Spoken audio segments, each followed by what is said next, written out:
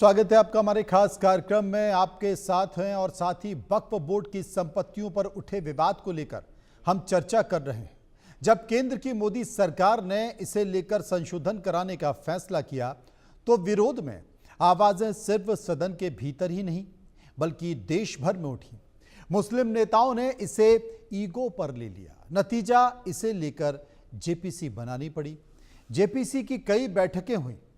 विपक्ष की तमाम आपत्ति और उसमें संशोधन के बाद आखिरकार बजट सत्र में नरेंद्र मोदी सरकार ने इसे कानूनी जामा पहना दिया। लेकिन इस बीच यह मामला अदालत की चौखट पर पहुंच गया। इस मामले में कई सारी याचिकाएं भी डाली गईं।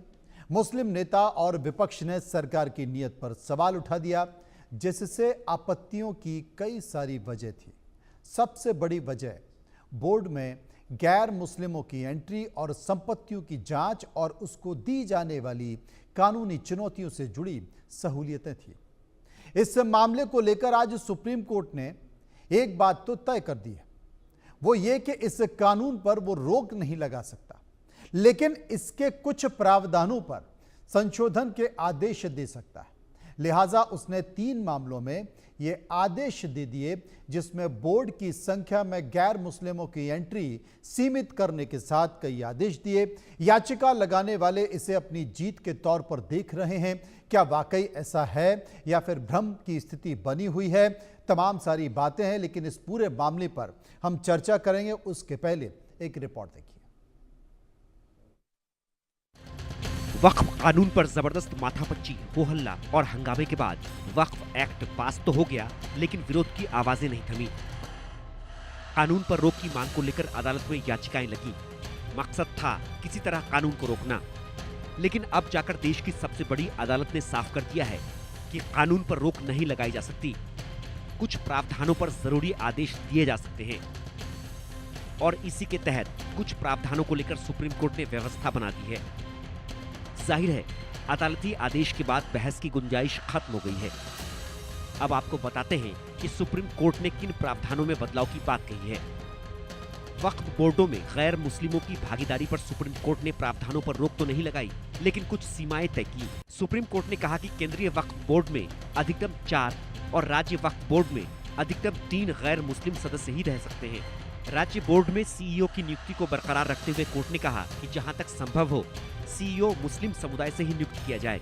सुप्रीम कोर्ट ने वक्फ बोर्ड संशोधन कानून के सेक्शन 3R के उस प्रावधान पर रोक लगा दी, जिसमें कहा गया था कि कोई व्यक्ति वक्फ बनाने के लिए कम से कम 5 साल से मुसलमान होना चाहिए। अच्छा, ऐसा एक पाकिस्तान की स्थिति ये है कि मैच में जो है इनकी ठुकाई होगी, मैदान में जो है धुलाई होगी और बिना हाथ मिलाए जो है इनकी हेकड़ी हवा हवाई हुई है।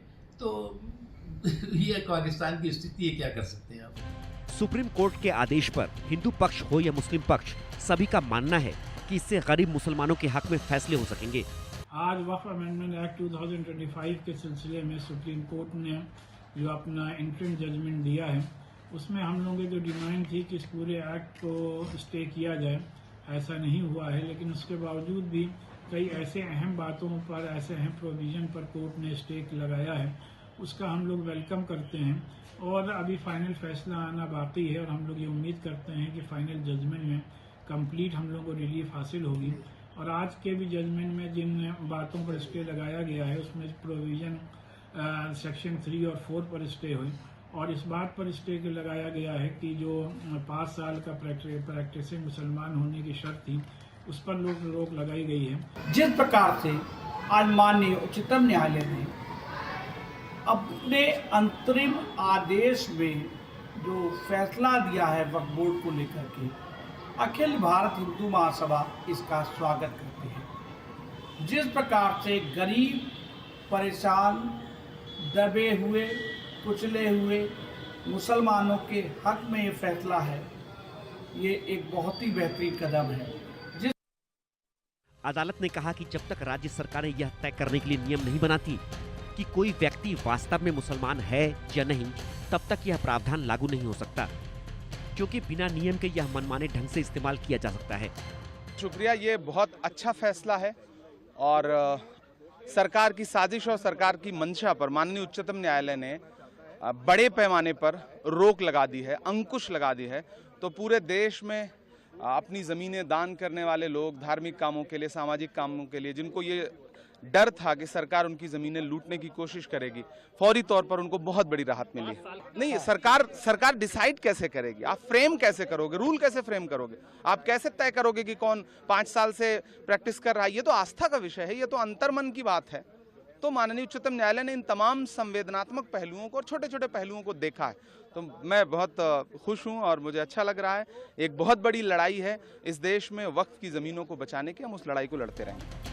वहीं AIMIM चीफ असदुद्दीन ओवैसी का मानना है कि आखिरी फैसले में सब उम्मीदों के मुताबिक होगा। बहरहाल ये साफ है कि अदालती आदेश के बाद विरोध के सुर थम गए हैं, लेकिन आखिरी आदेश का